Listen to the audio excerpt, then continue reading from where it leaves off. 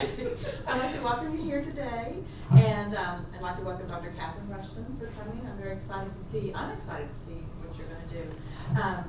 Dr. Rushton received a Bachelor of Science degree in Biological Sciences, a Master of Science in Forensic Science, and an Education Doctorate in Curriculum Instruction from Marshall.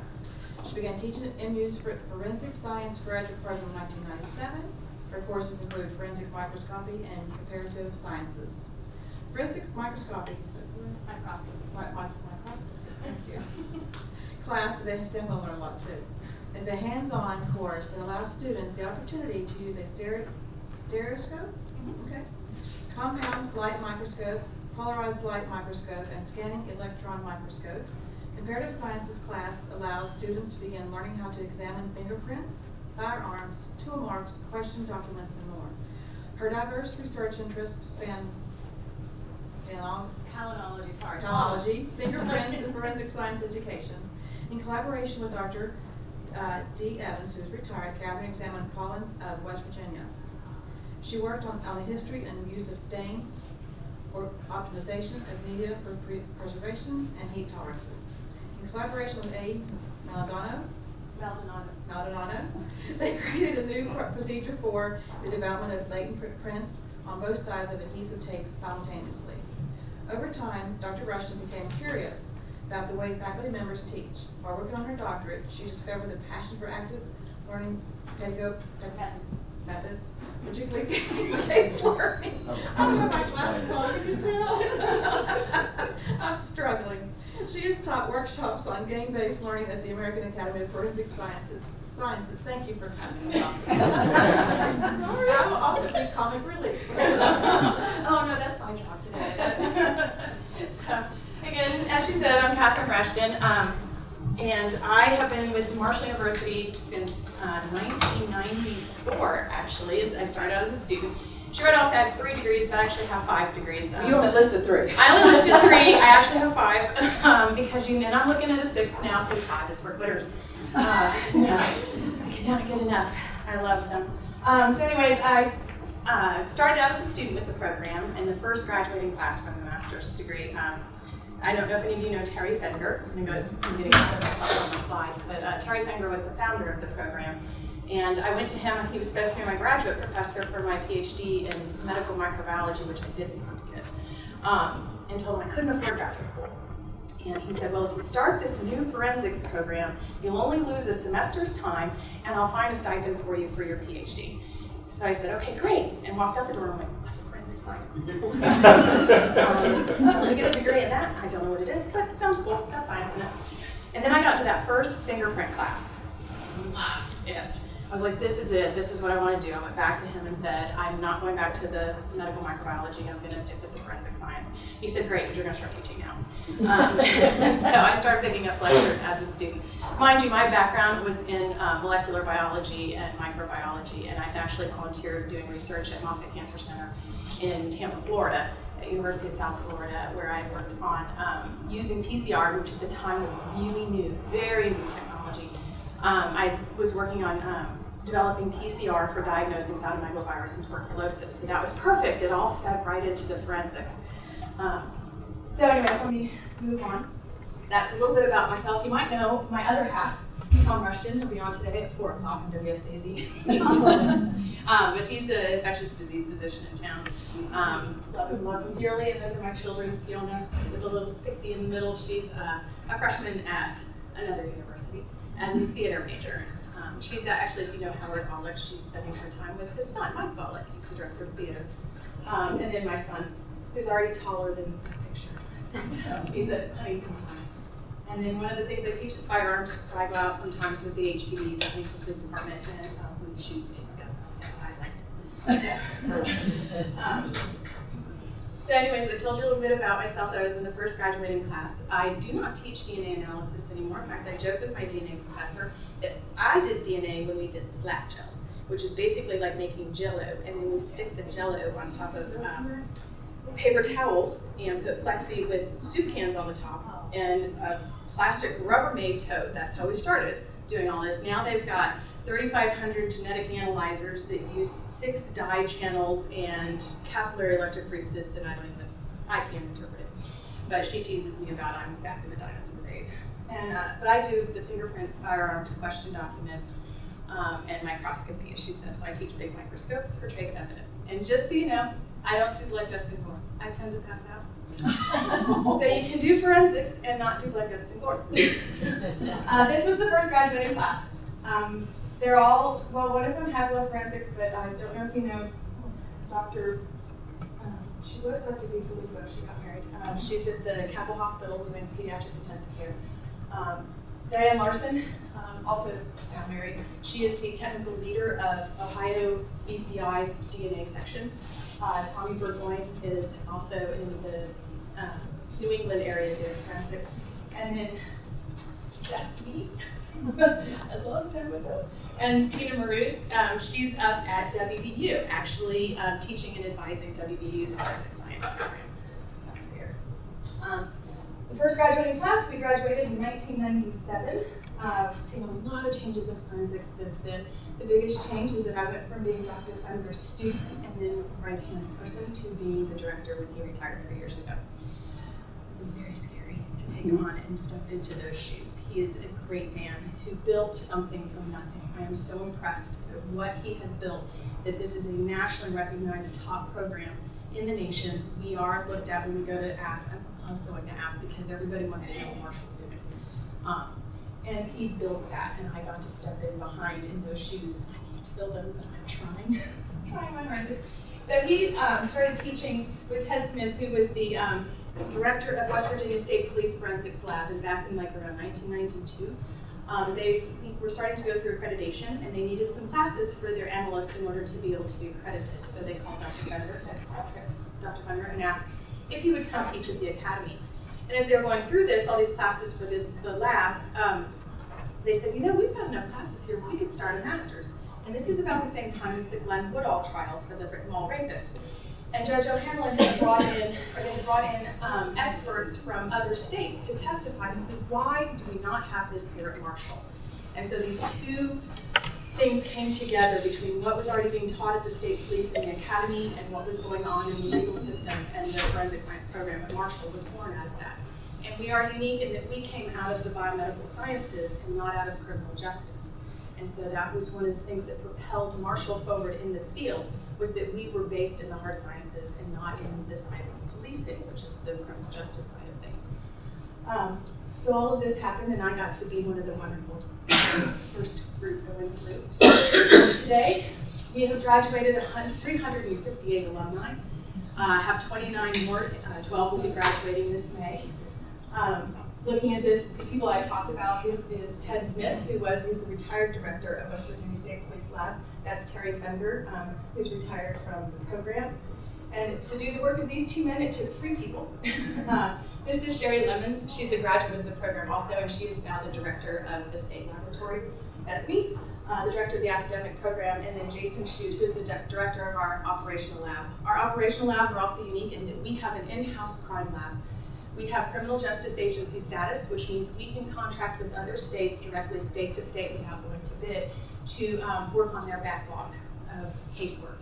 So we do a lot of sexual assault kit training and a lot of verification with other states, in that we have a full in-house DNA lab. That was a fun one. We also have, we do the CODIS, which is the Combined DNA Indexing System for DNA analysis on our convicted offenders for the state of West Virginia. So he does all that. We also, the state was just awarded, or Marshall was just awarded a $4.25 million grant from Homeland Security Investigations. Part of that will start a laboratory for digital forensics to do investigations as well, or casework, as well as we'll be starting a drug lab in-house to expand our offerings. We also have a digital forensics lab for the state of West Virginia to do casework as well in our buildings. So our students are exposed to and have the ability to go into a case-working laboratory, and that other universities don't have that opportunity. The students there do. Students don't. Theirs, they do it. Ours, sure don't. Anyways, so the class of 2019, we just graduated 18 students in May.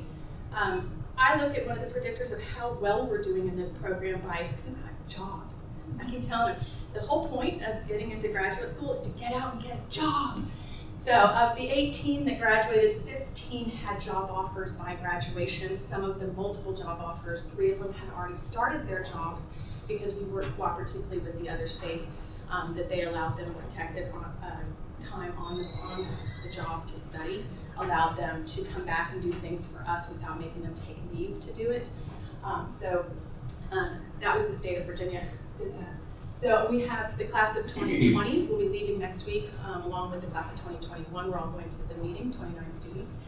Of the 12 students, 11 will be presenting at this national meeting, either oral presentations or poster presentations. And one of our students from 2019, she won, along with the professors that work with her, the Outstanding Research Award in Digital and Multimedia Forensics. She looked at interrogating wearable devices, such as the Samsung Gear and the Apple whatever you call that.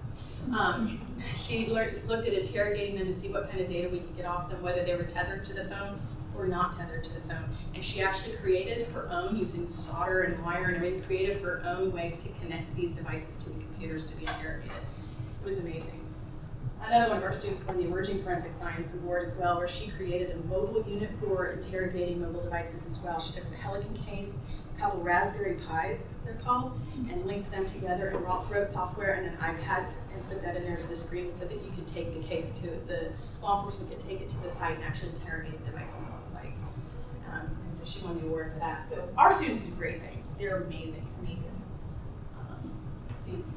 To get into our program, you have to have a natural science degree, a 3.0 GPA, 300 GRE score, as well as you have to have all the pre-med prerequisites, I say. That's to say it is actually very difficult to get into our program.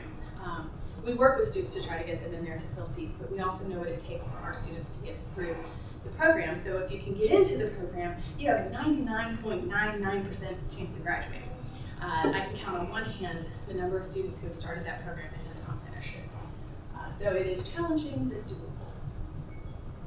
I want to point out one thing about forensics. If you notice, that's actually one of our classes. That's Misty. She's the second in command in the operational lab. Forensics is almost all women.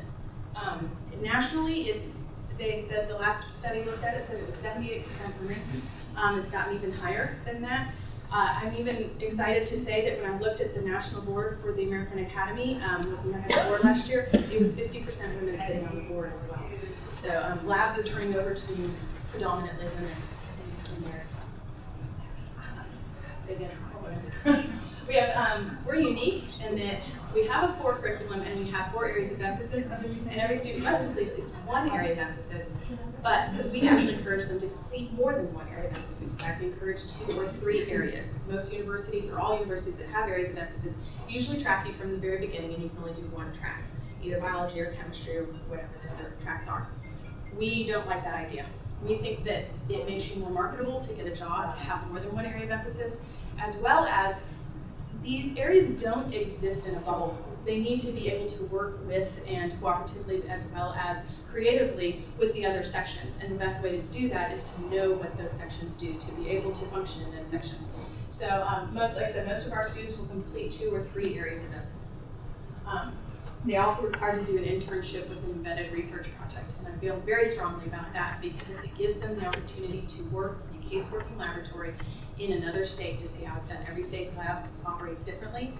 And I think that also leads to higher job employment because you're on the job basically with this lab for 3 months doing research and just seeing how they operate.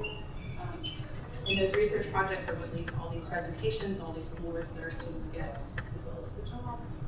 And we get to do this was the most awesome thing I got to see or do. One of them. I got contacted by the 35th CST, which is a civil support team, and they do WMD for domestic terrorist events, so bioweapons, chemical weapons, radiation weapons, poisons, and toxins. And they wanted to use our crime scene house to be able to do that. We have an amazing crime scene house. It's over 6,000 square feet.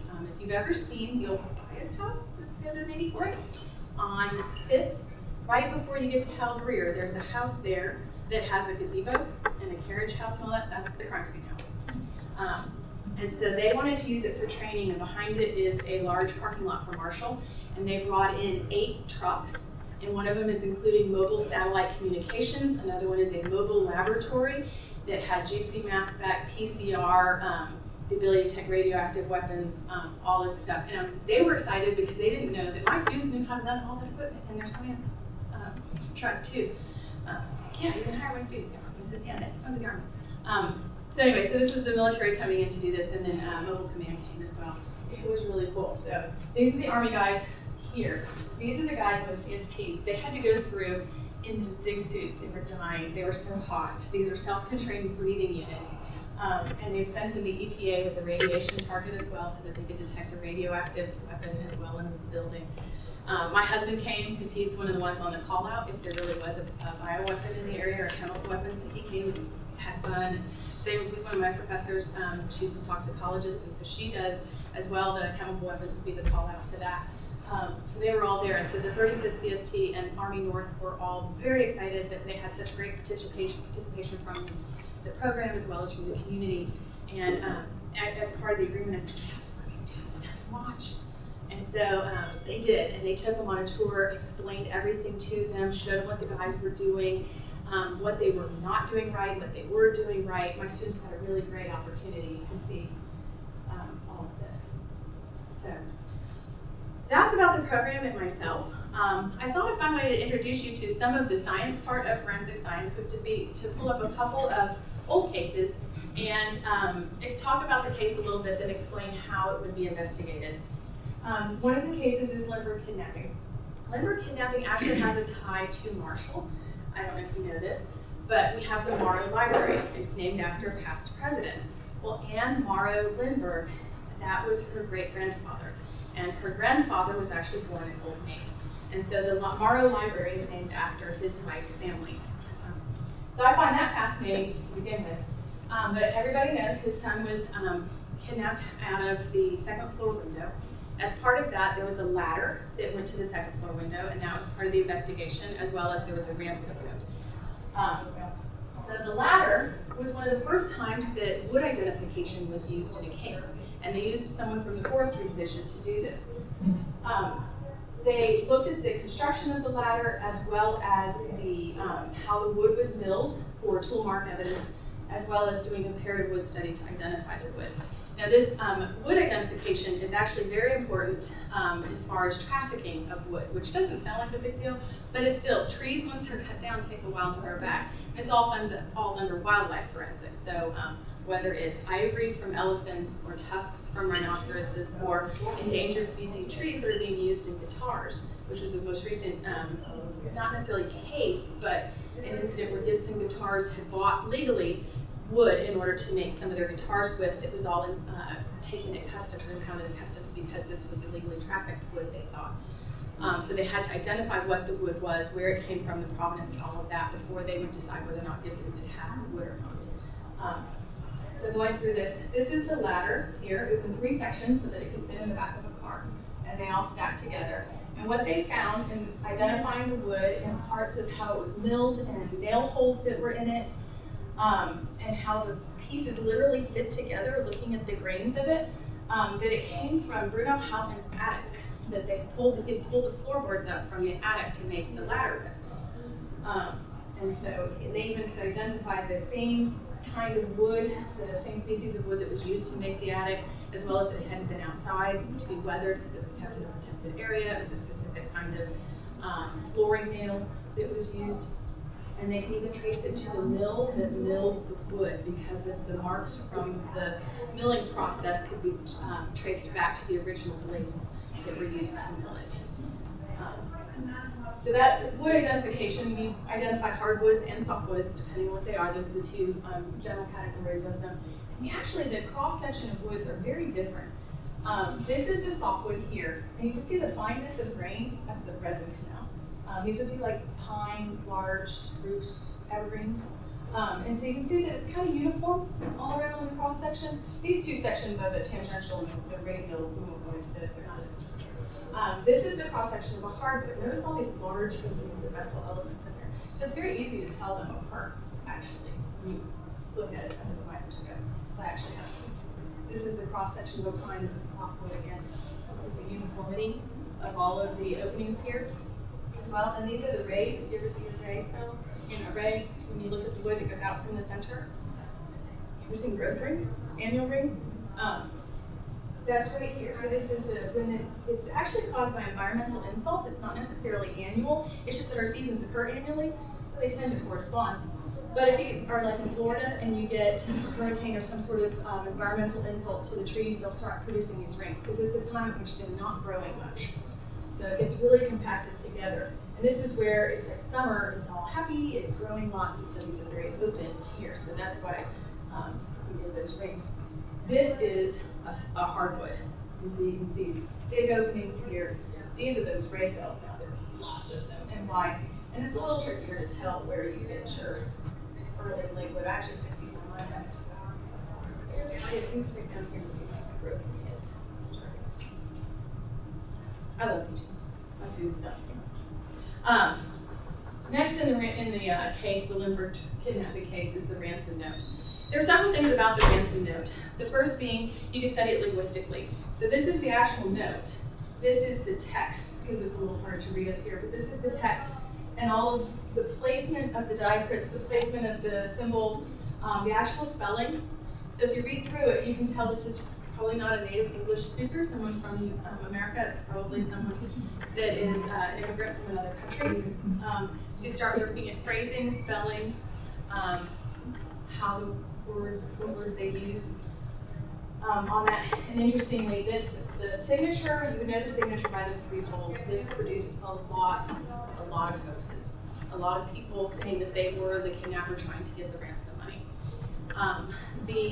One of the lead investigators on this was Stormin Norman Schwarzkopf's grandfather. Yeah. But anyway, so there are a lot of hoaxes. They did pay the ransom for this. We'll get into currency in a minute. One of the things they analyzed also was handwriting. And you see that on television all the time in handwriting analysis. Handwriting analysis is actually pretty cool. And there's a difference between handwriting, hand printing, numerals, and signatures. Your signature is not your same as your handwriting. They're very different. In fact, you cannot compare signatures to handwriting. You cannot compare handwriting to hand printing, either, or numbers. You form them all differently. But they looked at Hauptmann's writing versus the writing in the letter. These are the actual 4 examples that they used. I got some of this from the FBI. Some of my friends there. So you look at the handwriting comparison.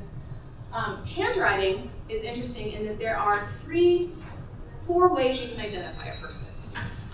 The 4th one is odontology, your teeth. So you get that a lot in mass disasters, identification based on your teeth. But that requires someone to have gone to the dentist in the first place. So that's why it's like you can identify them by the teeth, but that's only if they went to the dentist. The 3 ways that you can typically identify, or that you can identify a person, is DNA, which is what everybody usually thinks of now. Back when I started, we couldn't say that. The statistics were not strong enough for us to be able to use it as identification. We could include or exclude, but we could not identify. Now our statistics are good enough that we can actually say identify, except genetically identical twins. Not all twins are genetically identical, but what tests we do right now, genetically identical twins, cannot be told apart by their DNA.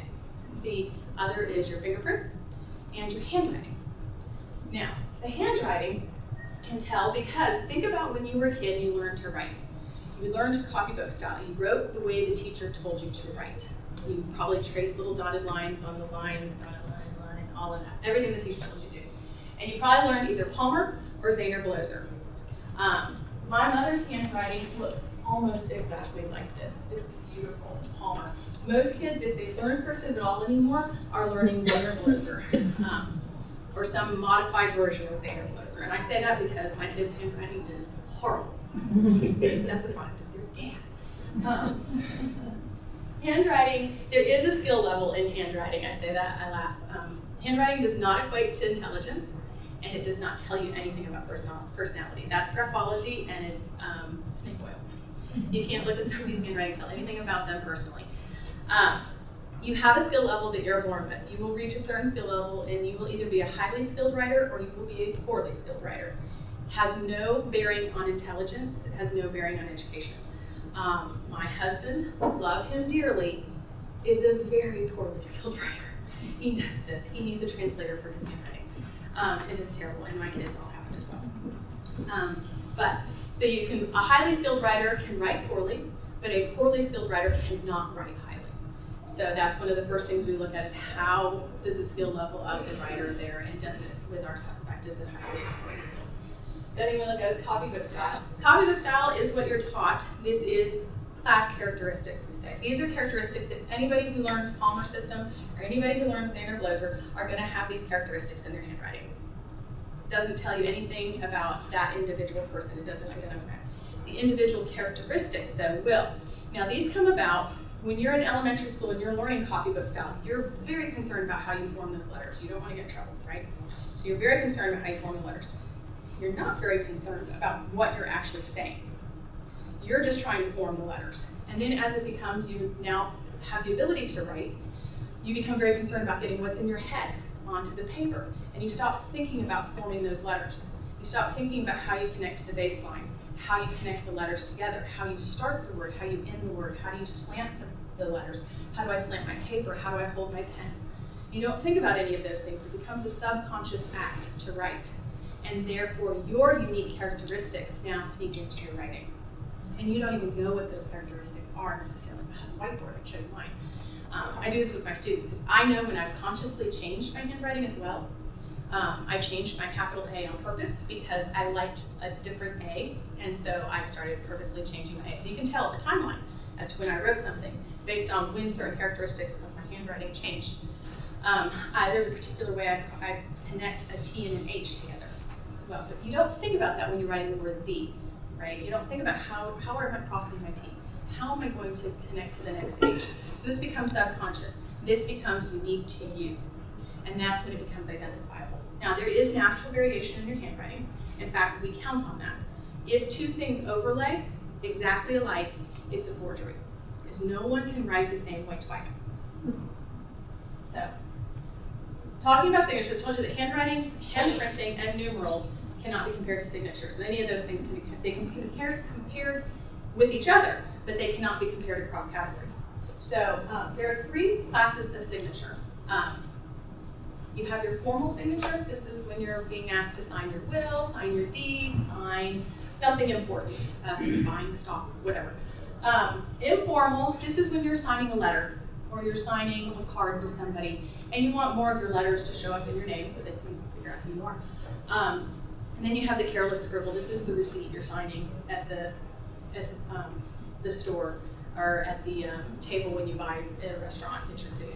This is the careless scribble. In fact, I have a hashtag at Marshall now, or forensics, that some of my students created. They say I only use a few letters of my name and it's Cat Rush.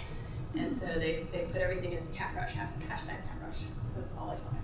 But these are the three forms of signature, and those are usually, you compare a formal to a formal and an informal to an informal, a careless scribble to careless scribble. So now you're going to start thinking about how you write your name, aren't you?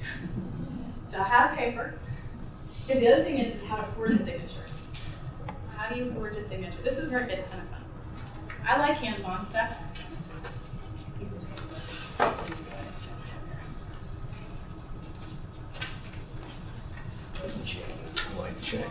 No. Yeah, when I get into currency, I thought about bringing a $100 bill to show you, and I said, no, thanks, I'm going to keep 100 for myself. I did, the first time I taught currency, I did bring 100 to the students to pass around because I figured something had never seen. And yes, I did watch where it went, so I got it.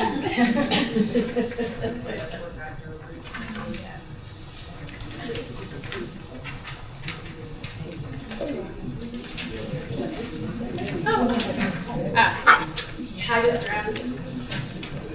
I used to assume my students had paper all the time, and then I found out they didn't. And then they're like all typing their notes on their laptops, and I said, take out a piece of paper and write your signature so you can see how your signature is. And I know you don't have a table in front of you, or you might not have a anything to bring pens. But anyway, so let's try this. So there are 4 types of forgeries. Do you want me to pen? Do we need a pen to, if you want to try this? Who else? Go ahead and write your name. My daughter loaded my purse up, I don't know why, with pens. You know, I thought I would want the Marshall forensics. Anyone else? Oh, and then reward. Anyone else need a pen? Okay. 1 and Well, if not, you can take it home and do it any other time. Anyone else? Good? So there are 4 types of forgeries. First is the traced. The traced is the one you think about. There's multiple ways to do tracing. Tracing paper, just putting the original signature, tracing paper in a page underneath it, and tracing over it with a stylus. Another would be to put, without the tracing paper, and you get the indentation from it, where you've traced over with the stylus, and then you go back and write over the top of it. Or you can put it underneath, the original underneath, and then trace over it using either a light box or just seeing it through the paper. Those are traced signatures. That's where I said, if you trace a signature, it's going to look exactly like the one you copied, right? And so it's easy to tell, but you have to have access to the original signature. If you don't have access to the original signature, you're not going to have the characteristics from it. There was a case with the FBI called Operation Bullpen, and it was sports memorabilia. Those are all signatures on stuff, but they can sell for a lot of money. And they were looking at it for the signatures, trying to get to prove that they weren't the authentic signatures, and they never could. And that was a problem because they knew that this was fraudulent sports memorabilia. What they ended up getting them with, or catching it, was the materials that the memorabilia were made out of were not present at the time that person would have been alive. So things like the baseball was sewn with synthetic stitching, thread. That's it. Or the jacket had synthetic thread in it that didn't exist at the time. It would have been sewn in a copy. So they actually were able to show that they could not have signed it because that ball could not have existed then. But what they found they did when they finally broke that apart was they had hired artists to learn 2-person signature, to learn as a piece of art and not as a signature. And so they were able to create new art on the ball rather than sign the ball. Because if you think about with forgery, you have to identify all your personal characteristics and get rid of them, and identify the other person's personal characteristics and take them on. And you're not even aware of all the stuff you do probably with your handwriting. So the forged or the traced handwriting requires access to the original signature like that to be able to know what those characteristics are. The next is the simulated. So go ahead and write your signature on that page if you want to do this. So you don't have to. Write your signature and then trade with your neighbor. Trade with your neighbor. You want the pen first? And now try to forge the person's signature while looking at the original. This is a simulated. Simulated requires that you have access to the original signature to begin with, and that you can look at it to see what the characteristics are. So try to write their signature while looking at it. This is where doctors' handwriting is to their benefit. Because I can tell you, I can forge my mother's signature. Been doing it since I was a teenager. School notes? Oh yeah. I was a good kid though. I was in the top 10% of my class. Permission to go on a trip, maybe. Well, even when I got to college, it was we had a curfew, and I didn't want to be restricted, so I signed that note saying I could leave. You couldn't. Well, that's good to know. I couldn't do either. So how did you do? Oh my God. Terrible. You might be able to do better had you have more time to go through it. Actually, that looks like mine sometimes. Yeah, there's yours. So, the next kind of forgery is a symbol forgery. A symbol forgery, this is where you probably don't have access to the original. You might have seen it. So go ahead and trade back. And this is where you're going to sign their signature either any way you want, or try to remember the characteristics to put them in there of their signature, not yours.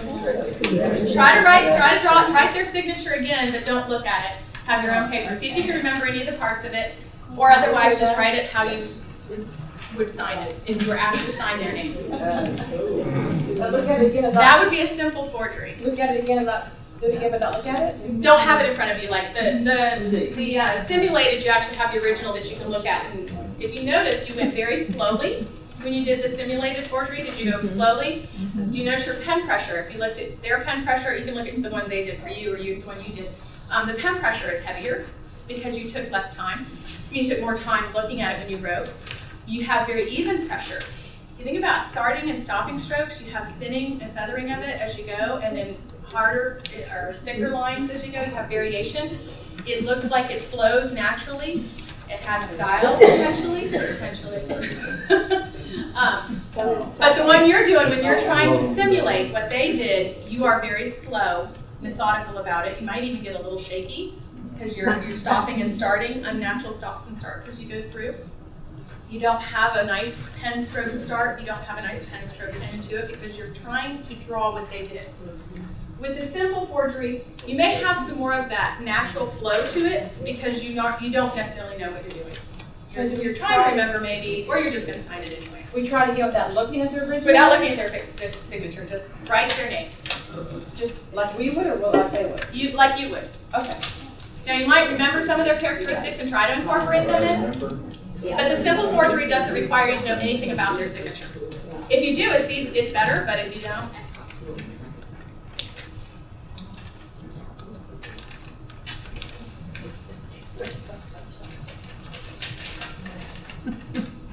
The auto forgery is when you're trying to say it's a forgery, but really sure, right? That's the first thing to do, yeah. I didn't really write that check. That was for a couple of thousand out of my account. That was somebody else. They forged my signature. And so you might use your left hand, you might try to change your slant, but again, you don't know all the stuff in your signature that you do. We'll still find you. So my husband had really good handwriting. Then he says law school, really good handwriting. And that's his excuse now, but he really still has that potential because he had it before. Good to know. Thank you. I'll use that. With handwriting analysis, not necessarily signatures, we would ask you to write your signature until we feel that you are giving us all the natural variation that you have in your signature, as well as that you're not trying to disguise your signature as well. It's very, very difficult to maintain a disguise of your own handwriting over a long period of time. And so they will keep, if they think a person is trying to disguise their handwriting when they're asking for a sample of it, they can keep them there as long and writing as long as they want. Now, mind you, they'll probably give you breaks because your hand gets tired. I don't know if you notice that the longer you write, the worse your handwriting gets. For some people, it gets smaller. For some people, it gets bigger. I get bigger. Most people, it gets smaller because they get tired. Conditions, a lot of conditions affect how your handwriting looks, so you try to, when we get known samples of handwriting from someone, we try to mimic the same conditions. Was it cold? Were they writing on the wall? I don't know, I filled out bank statements on the steering wheel of my car, and it's not going to be an accurate representation of what I would write if I were sitting at a table. So we try to create the surface, try to recreate the style, but not telling them sometimes though. If you notice with the Bruno Hauptmann letter, that there were certain ways that he structured the sentence and where he wrote things. And so you would do a dictated writing, you would not tell them where to put it, you would not tell them where certain diacritics go or where certain symbols go or how to actually put it on the paper, because even how they write it on the paper, such as the structure of a letter, will tell you something about it. I write my dates very differently, not very differently, but I mean different than you would typically see. I put the day of the week first. I write the first letters of the month, first 3 letters of the month, and then I put the full year afterwards. And that was because I don't like 20s. I don't like the 2020. I don't like the 20 or 17 or 18 or 19 could also be the day of the week and not the year. And so, or the day of the month. So I do it so that it can't be confused. And I'm watching now my staff start to change theirs too to do that. Anyways, so all of that goes into handwriting analysis. There's a lot to it. I actually love handwriting analysis. Unfortunately, thanks to computers, we're seeing a lot of question document sections close. West Virginia State Police recently closed their question document section. A lot of states do not have a document section anymore. The question document section would have handwriting analysis and anything that is used in the preparation of the document, such as the paper that it's on, the ink that was used. If it was torn out of a notebook, we can match up the They're tags. coming tomorrow to set up, and they're gonna open We Monday. can match inks, formulations. The Secret Service has the largest It's gonna ink be library, a little. and they can tell you when certain formulas came out from which companies. It can tell you timeline, like that pen could not have been used, that could not have been used to make that document at that year because they didn't use that formula. But computers have changed all of that, or changed a lot of that, and that's why the document sections are closing, because a lot of documents, one, are computer generated, as well as fraudulently generated using computers. So this document here was made by some of my friends. There's nothing authentic about that document. Even the part that looks typed is actually a computer font that was used. The seal was added. All of these signatures are the original signatures to the author, to the person who wrote it. That is their real signature, but it was never put on this document. It was all cut and pasted from other documents, scanned in and cut into these documents and applied. So we have to now not only ask, is that your signature, but did you sign it on that document? Because again, none of this document isn't actually a real document. It looks pretty real though. Yeah. So I can go through and compare this signature to this person and tell you that that is their signature, that is their authentic signature, but they never signed this document. You can buy a font for your computer that is your handwriting. The more you pay, the better the font is, and it will actually include natural variation. They have forms that you fill out and provide them with all different parts of your signature or your handwriting, not your signature, but your handwriting. And they may ask you to provide up to 20 times writing something, and then they will incorporate all of that into a personalized font of your handwriting so that you can send out a handwritten document from your computer. The other thing that was in the Lindbergh kidnapping was the currency. And this is actually what led them specifically to him, and he was arrested, was the ransom money was paid in silver certificates, the $50,000. Bruno Haumann, all silver certificates and gold certificates ended in 1933. They were all supposed to be turned back into the government. Bruno Haumann paid for gas with a $10 bill at the gas station, and it wasn't $10, it was a $10 silver certificate. The gas attendant recognized that and wrote down his license plate number from his car, and then they went and found him and arrested him for that. And then everything started to fall in place with finding the attic, boards in the attic that went to the ladder, getting his known handwriting to go with the letter, finding out he was a German immigrant, which went with the linguistics of the letter as well. So that the currency was actually quite key. So counterfeit detection. Counterfeit division at Secret Service is, let me just say, Secret Service is pretty awesome. Their labs, they only have certain sections within their lab, they don't have the full complement, but they are the funniest guys and women up there, and they do a great, great job. But the counterfeit, they're one of the only with the counterfeit division like that they do, because the Secret Service was created in the Department of Treasury for the protection of our currency. It was not until the assassination attempt of McKinley that put them with or had them go into protection of the president. So originally they were the protection of the currency, and it was any monetary instrument, not just the dollar bills and the coins and all of that. So they still do the protection of currency, but they also do a lot of question document work because of all of the letters that come in, all of the monetary instruments that are still paper, all of that. They have very large, like I said, ink, handwriting, fingerprint divisions up there. But part of counterfeit detection, and there's a lot more to this than the few pieces I'm going to show you. So if you're interested in what all is in a bill, you can go online as well with the different agencies. Our bills are printed with 3 printing processes. We have offset lithography. That is the background of the bill. Okay, this isn't even what's going into the paper. Our paper is very special also. But just the stuff that's printed on the background of the bill is printed with offset lithography. The next printing process they use is intaglio printing. Intaglio printing are these large sheets of metal that have been engraved, and the ink goes into the depressions of the engraving on it. And that's where we get all these very intricate designs here that we see, and the face, and all this other darker that go around. If you feel your money, if you have a bill and you want to pull it out right now and feel it, recommend something more than a 1 though. If you feel a raised texture to the printing on it, that's the intaglio printing. Not a lot of intaglio printers out there, or printing processes out there for this, but if you feel it, that's one of the first things with detection of counterfeit is the feel of the paper. and the feel of the texture of the ink on it. So just feeling a document, a dollar bill, or well, actually our dollar bills haven't been updated compared to our 5s, 10s, 20s, and 100s. A lot more security measures in 100 than in the 1. Not a lot of people are counterfeiting our 1s. There are governments that are counterfeiting our 100s though. So you feel it, and you can feel the paper textures. There's a particular feel to our paper that we make our bills out of. There's also a particular feel to the intaglio printing, and then there is the letterpress printing. The letterpress printing is actually imprinted into the paper, and that is the serial numbers that we see here. This is the letterpress. So they don't feel raised on there. There's a lot of things about the inks too. They're very special. We have holographic inks on there.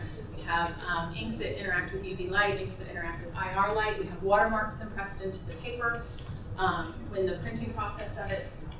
And we have, I'll show you a couple other things about like microprinting. Now there are other countries that are going to these polymer banknotes. I don't know if you've traveled internationally and come across some of the polymer banknotes. I think Canadian bills are now polymer, so they're made out of plastic instead of paper. And they're supposed to have a better life to them, but we have to process them differently for fingerprints and for other things about counterfeit than we do with paper money. In that. It is very, very difficult to get a fingerprint off of a bill, by the way, off of any of our currency. Think about how often it's handled from person to person to person. Yeah, it's very difficult. So one of the things that's also included is microprinting. So this is, I started reading about this, I was like, I gotta get my microscope out and start looking at the bills and see what's included in there. So these are some of the ones you can see easily. This says the United States of America. That's in one of the bills. This says $5. It's all down the side. This, I don't know if you can see it in here, but right in here is actually a bunch of text, right in this little area here.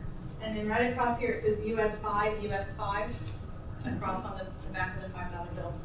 So all these are microscopically printed. These are in there because your current inkjet printers and stuff and LaserJet can't print that small. It just looks like a bunch of little dots. And so you start looking at it. See those pins for counterfeit detection that are looking at that they write on there? There's those are easy to pull. And just go to Lowe's and you can buy certain chemicals there, and you can actually bleach the bills and then reprint them yourself on a printer. So unless you're feeling for the raised texture of the ink, and if you look for certain security measures in there, like the microprinting, or you look for the strip in there that says, I don't know if you can notice that except for the one, there's a strip in the paper that now tells you what the denomination is. So they'll strip a 5, they'll bleach a 5 and reprint it as a 20. This was happening in Hagerstown, Maryland. They noticed that, I don't know if you've driven through Hagerstown and there's like a outlet mall there.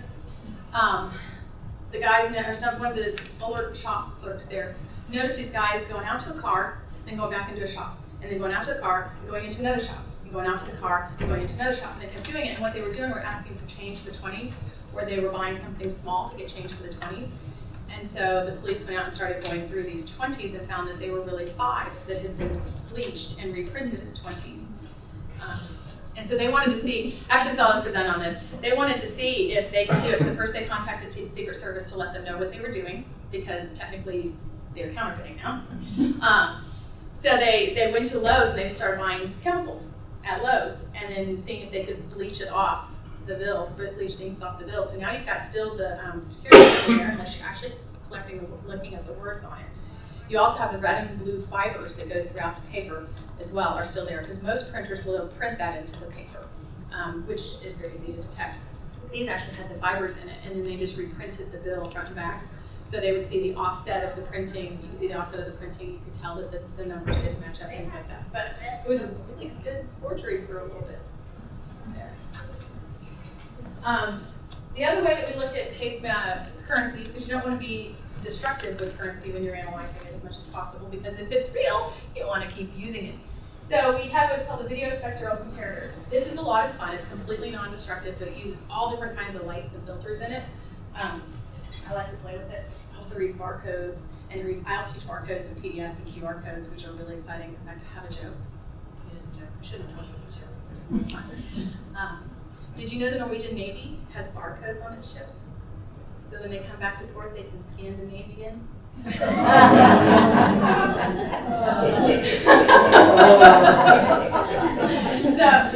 this can read those barcodes. So this can read the QR codes, amongst other things. But it does transmitted light, infrared light, and ultraviolet light, and a lot of different wavelengths of it. It does actual hyperspectral comparison. So in our bills with IR light on the backside, we see whole swaths disappear, and it depends on what denomination as to what your pattern is to go through. So you bleached the bill and you've reprinted it. I put it under IR light. Now I can see if it's the right denomination that's on it. Or if it's something else going on with it. So see this 5 here, that's where that 5 US would be, right at the tip of that 5 there. The other is to hit it with UV light, and UV light will make those strips that you already know are there that have the names, they actually fluoresce different colors. So you can see that as well. When you go in a store and the clerk holds the bill up, what are they looking for? Watermarks. There are watermarks in particular locations on the different bills, and there are different kinds of watermarks. Some may know what they're looking for, some may just be giving you a show. It just depends. But yeah, they're watermarks. You're also looking for the embedded fiber that here is going to fluorescent UV light, but they actually have the denomination written on it. So you can look for those. Those cannot be printed into a counterfeit bill because they're actually in the paper. And they mark? The marker is checking, I can't remember what they're checking with the marker, but the marker, that just checks to see if it's the right kind of paper and coatings on it. There's actually better ways than that marker to be checking whether it's counterfeit. Simple, but better ways. So the outcome of this trial was that he was convicted. It was a long trial, it was a little over a month. He was convicted of the murder, and he was executed within a year of this. He maintained his innocence to the end. So it's become one of those conspiracy theories that people get into, was Britta Houghton really guilty or not? Part of it because he maintained his innocence and he was executed subsequently after his conviction. The other trial I'm going to get into, we still have time, I don't know how long, I could talk forever. You get me on forensics and I'm like, I can keep going. Let's try to go through this a little bit quicker because I just looked at the time. Glendale Woodall. You know you made a big old frown when they use your middle name too. It's kind of like your mom getting mad at you. Yeah, grown trees. So, or if you're like my kids, I can't remember your name, and I just call you a bunch of them. Glenn Woodall, he was convicted of the mall rape case, 2 mall rape cases. He was also one of the first exonerated by DNA. The main conviction for him, the main 2 reasons he was convicted originally were eyewitness testimony from the 2 women. I'm not going to get into eyewitness testimony because that can draw out a lot of things. But the other was Fred Zane. I'm sure you've seen that also in the news, not recently, but Fred Zane testified to, he worked at the state police in the serology section at the time. This is before we were doing the main DNA work that we do now. He worked there. He was very charming. The prosecutors loved him. He got a high conviction rates. They really liked using him in trial. Turns out he wasn't doing the work though. He was just testifying to stuff that he dry labbed, basically. So he used, he was supposed to have done blood grouping, blood typing, different kinds of types back in the days when we did serology and not necessarily big DNA testing. And then he testified in that case to the blood types, and he didn't do the work. So he came up for exoneration later. He came up for retrial, and they looked at the case again, and he was exonerated. And because of what had also occurred in there, particularly with Fred Zane, he was also awarded in a civil suit $1 million for wrongful imprisonment. One of the pieces of evidence, though, in this case that did not come out for Glenn's case, but did exist, was the driver's license with the fingerprint on it, with the fingerprints of the perpetrator. The victim was one of the victims was very adamant that the rapist handled her driver's license. He specifically asked for it so he would know her name and her address, and they kept telling him he could come find her if she talked and kill her. And so he handled her driver's license, gave it back to her, so she has the license with his fingerprints on there. They developed the fingerprints, and they did not match Glenn Woodall. But they didn't use that because they said, well, somebody else could have handled it, and the rapist, Glenn, his fingerprints weren't left on it. So the fingerprint analyst for this, Sam Scheidler, never backed down. And I am very proud of him, as well as Dave Castle, who took over after him, that was trained by Sam, that worked on this case afterwards. And later they found, based on a tip that was called into state police, Donald Eugene Good, who needs his memory too. He was actually in prison shortly after the rapes for murder. And they went back and DNA tested for Donald Good and compared the fingerprints from the license, and they achieved a conviction. But it was predominantly on the fingerprints that they did this because the DNA had become such a controversial thing in this case. This case, again, was one of the reasons we have the Marshall Forensic Science Program, because this was the case that we had to bring, that they had to bring in outside DNA experts to testify in, because we did not have this in Huntington to do. So Judge O'Hanlon has said, Marshall University, specifically from the bench, said Marshall University needs a forensic science program. And so that was one of the reasons I now have a job. Can't get a job. So the latent prints, fingerprints on, fingerprints is one of the things I teach also. So just these out. This you can take with you, different kinds of fingerprints. You didn't know you were getting like a mini college course, did you?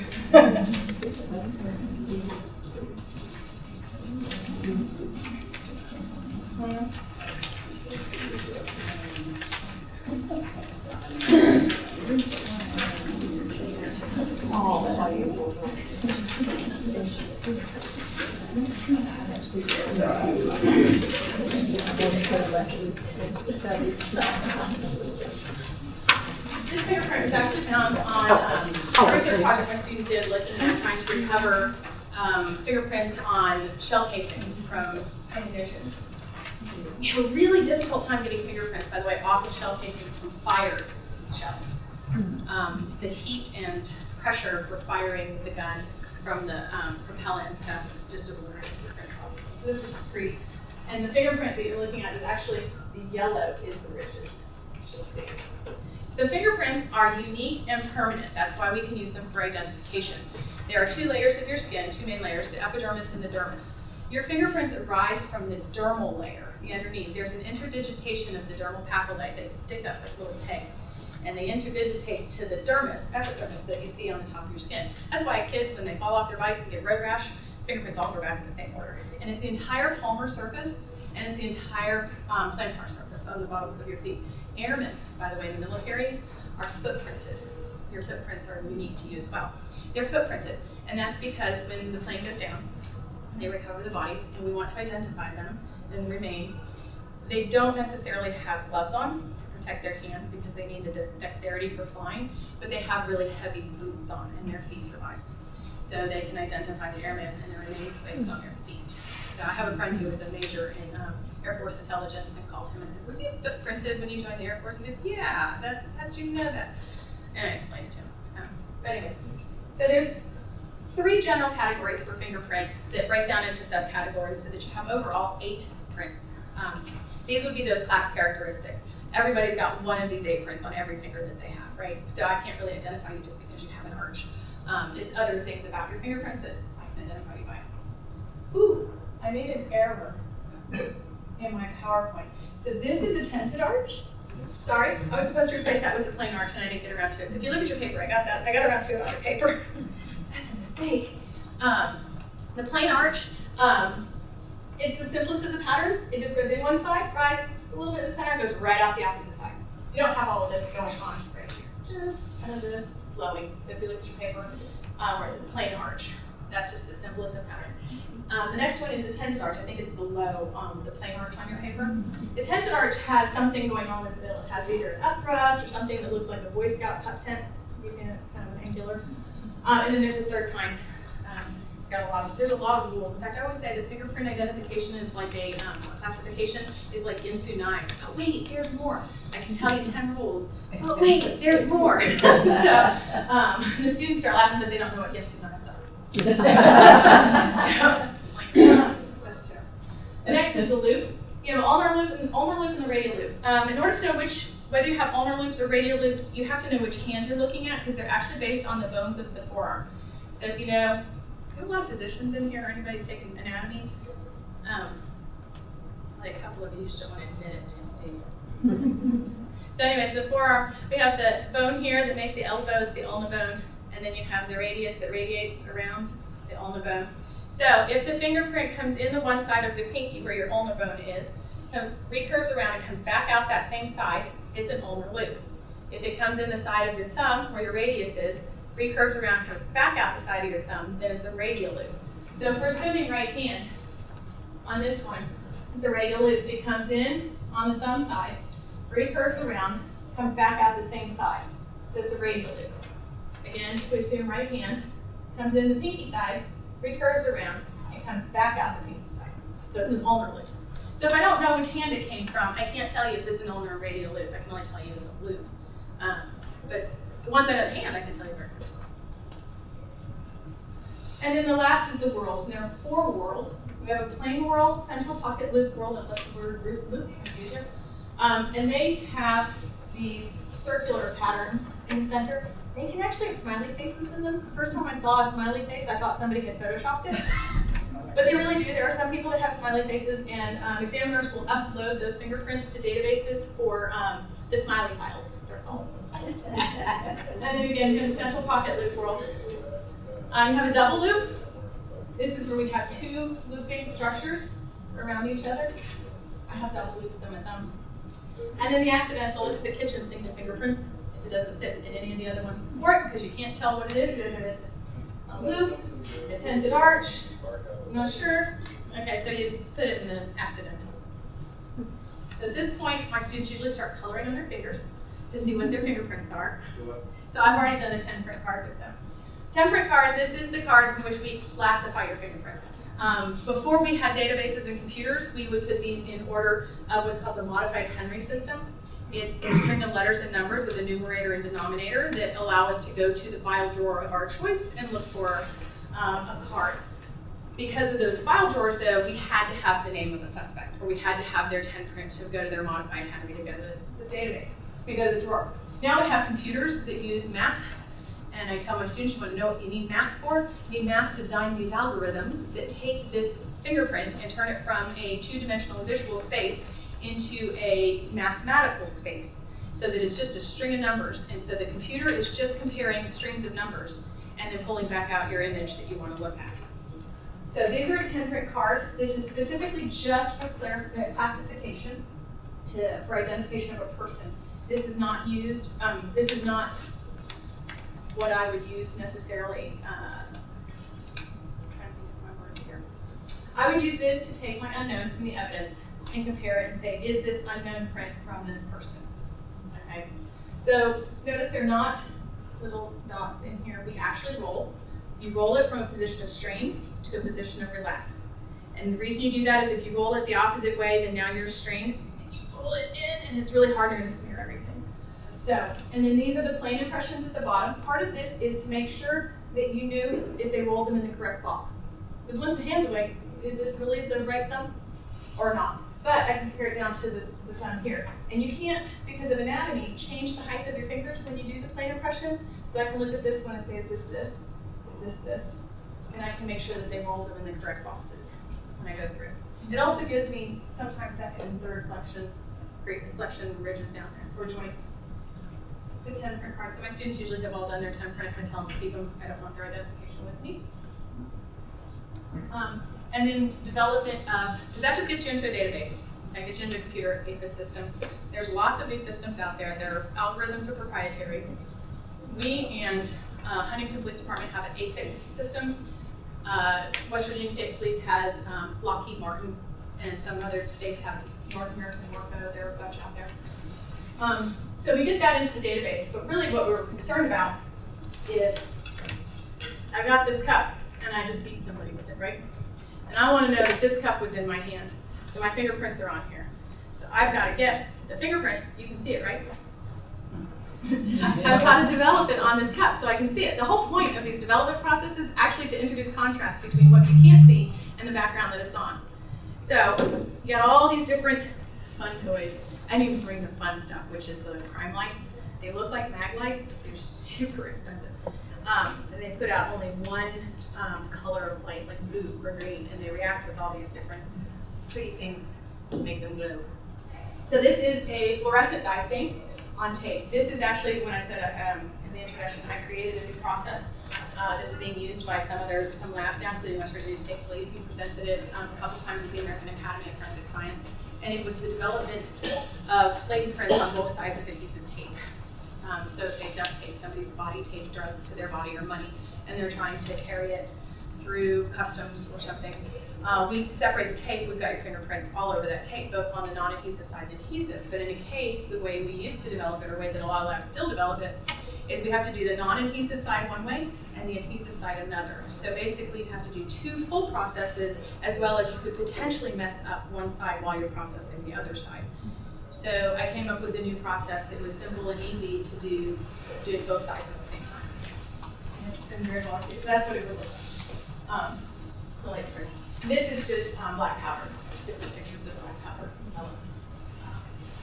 But again, all we're trying to do is create contrast between whatever that latent print is on and the print itself and the background.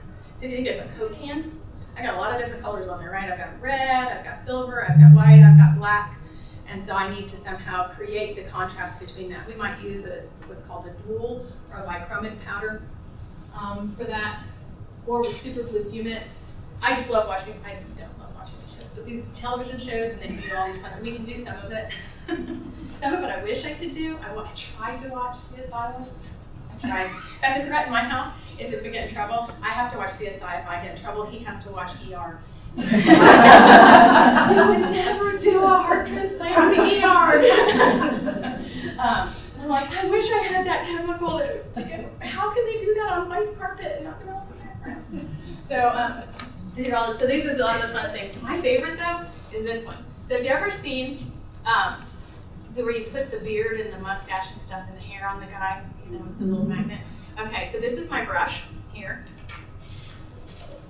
And this is my powder. And so it's got the magnetic properties in it's magnetic powder. And then when I'm done dusting with it, it all goes back in there. And this is a lot of fun.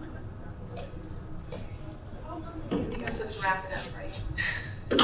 I'm sorry. I have until 12, right? Mm-hmm. 12. Oh, I still have to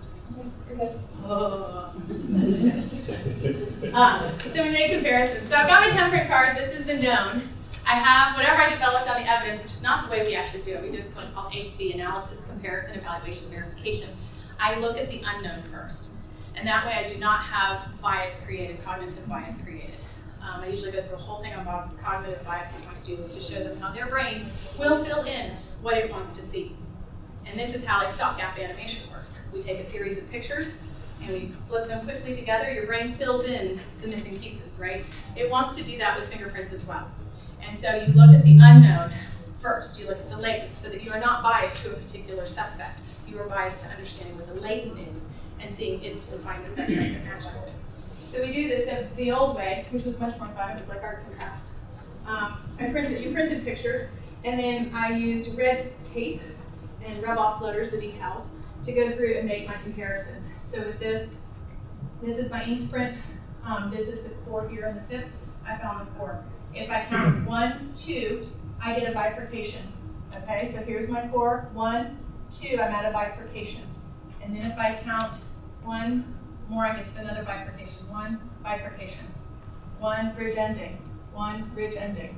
So that is how we actually make the identification between the person of the unknown print and the person. It is the where these bifurcations, ridge endings, and dots are in relationship to each other that is unique to a person. It's not whether they have a loop or a whorl, it's whether they have a ridge ending that has 1 ridge and then a bifurcation, and then 1 ridge and then another bifurcation, and then 1 ridge and a ridge ending. I have to have all of that in the same orientation and more of them to be able to say that this finger mark made here was made by the same finger that made this. Now, on that temprint card, unless I actually took the temprint, I can't testify to the name on that card. I can say that the print that is on that card was made by the same finger that made the print on the evidence, but I didn't take the card, so I can't tell you that the name on the card is correct to the print. I need whoever did that to testify to that. A lot of cases, they'll stipulate to that, though. So this is the way we used to do it. It's a lot of fun. I still have all these stuff to play with. This is using the computer. Now, the computer, the AFIS system, the automated fingerprint indexing systems that we have, will come up with this match for you. And the first thing you want to look at is, do any of our green lines cross each other? Because if they start crisscrossing, they are not in the same orientation. It should be parallel. The computer can line all of this up as far as like side by side and linear. But you can't trust the computer to actually make the comparison. It gives you your suspects. Now mind you, when I said we had file drawers with cards in them and I'm flipping through cards looking for something that might match, I need a name, I need a suspect. Otherwise, I've got thousands of fingerprints to flip through. The computer, what it can do is, because it can compare this latent print that I found on the evidence in any orientation that I find it. I don't have to know up, down, left, right, whatever. It can compare it that way to all the 10 prints that are in that computer, and then it can shoot back my top 20 or whatever characteristic I tell, whatever threshold I give it, top 20, top 25, whatever I tell it. I then have to make the comparison, because it's just telling me where my numbers match the closest. It can't make that comparison for you. And so I actually don't teach my students how to use the computer. I said it's software. They're smart, they know computers, they know software. But if they can't make that comparison themselves, then they should not be doing it. And so that's what they're doing right now. They just did it yesterday, they're doing it tomorrow, and it's fun. Some of them love it, some of them hate it. I bring chocolate. It always makes everything better, right? So I bring chocolate for them. But they sit there with loops, and you go back and forth. And you go, okay, I have one here, and then I've got one here, and then one here, and then one here. And you keep going back and forth with these. I also have these random brights. They're like gathering and magnifying. The problem is I can't get underneath. I have picks. Where are my picks? Anyways, I have picks. They look kind of like dissecting needles that I put on them because you can't draw on evidence. And so I put my picks on it. They're like just like little needles that I point, and I can move them around how I want through the magnifier. So that's the comparisons. Well, I guess I'm at the end then. Do you have any questions? I've talked an awful lot. I've covered a lot of ground. And I haven't even got into drugs, tox, DNA, explosives, arson. That's the fun thing about forensics. It's never boring, because anything in everyday life can somehow be involved in the commission of a crime and is therefore an area of forensics. So we have forensic engineering. You have a bridge that fails. Was this somebody negligent? Was this sabotage? Was what happened here? Materials management, seatbelts. Oh my goodness, failure of a seatbelt. Was it somebody nicked it and now it's vulnerable to ripping, and that's why the seatbelt failed? There's a lot of areas. Forensic nursing. If the evidence is not collected properly, we can't test it. Okay, it's fruit of the poisonous tree. So once there's a problem in the roots, the fruit, whatever I give you out of the lab, is suspect. So if we actually train nurse examiners for sexual assault nurse examiners to collect the evidence properly so that it can be tested for these sexual assault kids. Yes. Do you collaborate much with the FBI Center? I haven't done any actual collaborative research, but I am friends with a lot of them.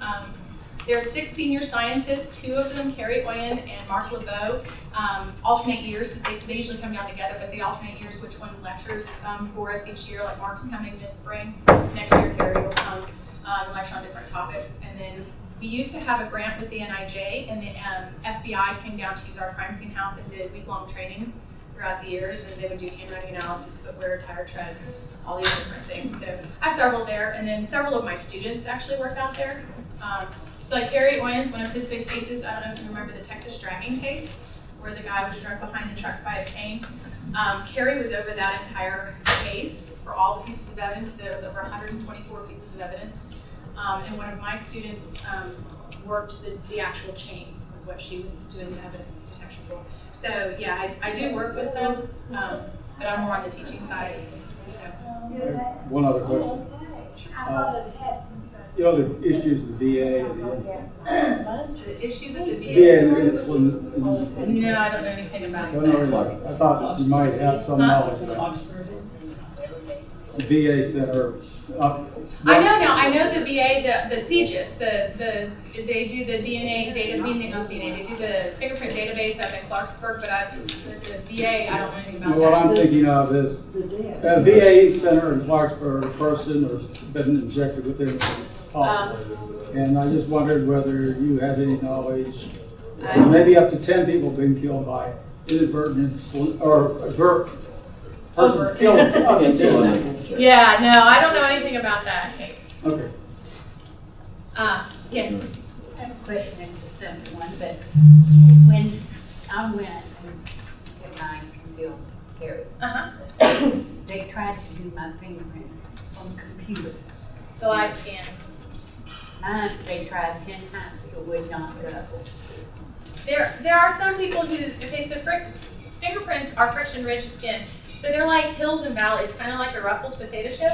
But sometimes those ridges get kind of worn down or smoothed out, and it makes it a lot more difficult to fingerprint someone like that. And there are cases where either the live scan can't read it, or you have trouble with detecting the ridges from the furrows. They just are really smooth prints. Yeah, Could that happen when you get older? it can. And maybe because of what you've done all your life? Yes, you've gotten absolutely, older? yes. So yeah, certain professions are going to have issues with wearing down of their prints and such. Yes. I was a surgical scrub nurse. Oh, and you they scrubbed him really right off. Oh, well, Fred, you were right on. Yep. Any other questions? Did you mention you had education doctorate at ED? Why did you pursue that instead of a science PhD or something like that? One, at the time, there were no forensic science PhDs. Those have just started within the past year. WVU has one. It is a face-to-face PhD, which you have to basically leave your job to go do. That's not happening. I love my job. I'm not leaving it. The EDD was something I could do at Marshall, and also I actually love to teach. This is my dream job. I love forensics. It's a lot of puzzle solving. I mean, forensics, if you think about it, weird stuff can come in. There's a lot of weird stuff that comes in. These criminals are really, really creative, and some of them really stupid. But it's so forensics is a lot of fun, but I love to teach. I do not want to do casework. I want to teach. And so I looked at how we teach as a profession, as professors at the universities, and we train really, really good scientists, and then we put them in a teaching situation, but we don't train them that there's more than just sage on a stage. That there's more ways to teach than just direct instruction, which is basically a lot of what I've done today, where I'm just telling you and imparting my knowledge to you. But there are a lot of things like game-based learning. That's the one that I really promote and teach at a national level. So I went and got a teaching degree on curriculum instruction because I wanted to affect forensic science education on a national level, not just at Marshall, and we are excellent at what we do, but I wanted to impart that to other universities as well. I didn't think that everybody needed an education degree. They just needed somebody that knew the subject matter and the education that could help them be able to implement it into their classroom. So I've taught workshops at the American Academy of Forensic Science on active learning methods, specifically on game-based learning. So when I was in Seattle, I actually created a scavenger hunt because I said you can't learn how to teach something if you haven't been a student in that method as well. So I went out there and created a scavenger hunt all over the Seattle Civic Center. And for my 77 participants in my workshop, they had to get up and go look for things, scan QR codes and read things. They had to do all these things. And then we had prizes at the end because we're all motivated by our free prizes, right? Yes, we are. Because Shimadzu, which makes a GC mass spec out of other things, put out a blinky ball. It's a ball that when you bounce it, it blinks, right? That was a commodity. Everybody wanted the blinky ball. I also brought VR Marshall videotapes or DVDs to give out because our laboratory is the field house for the old football team. And we do have a memorial to the team in our lobby. We have one of the locker cages with the helmet and the jersey and everything for them in there. We've now added a lot more buildings to it. We are actually a secure facility behind a lot of fencing and security systems, alarm slots. I get called out a lot. Your alarm's going off, I shut it off. Usually I call an EPD who walks me through the building to make sure that it really is a false alarm. But anyways, So I handed out the DVD, mugs, all of that, candy. Candy was the least wanted. Everybody wanted the Blicky Balls in the movies. Those were, like I said, commodities, but I had, yeah. Two separate questions. One, did you want us to look at any materials? You are welcome to come And play with then it. the other question is, briefly, what do you see for the forensic program in the next, say, For our 5 program? years? Yeah. My plans for the program. I got plans, man.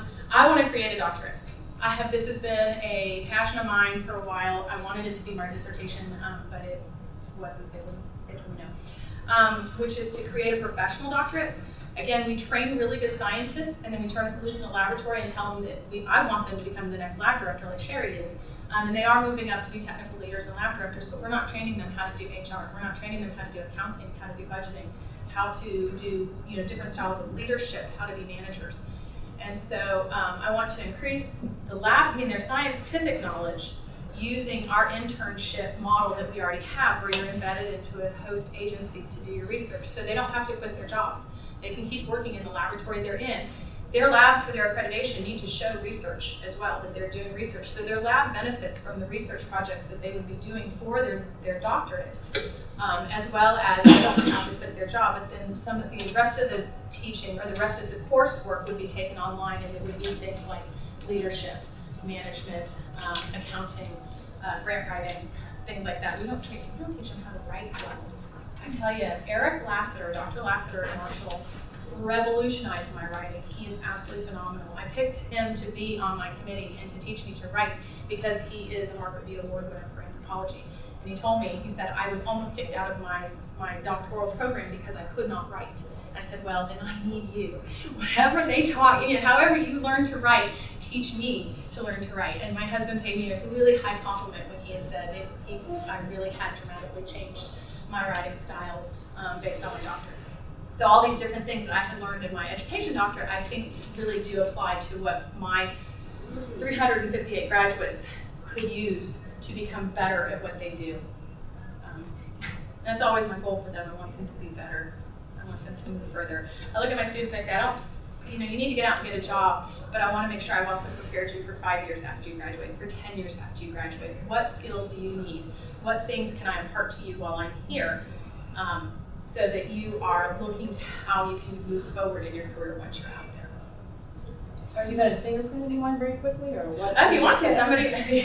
I got all the stuff. We'll get a picture. I can do that. So some people. Yes. Can someone come up and be, Get a few people up there. we need participants, anybody? You can play with the fingerprints that I bring in last slide.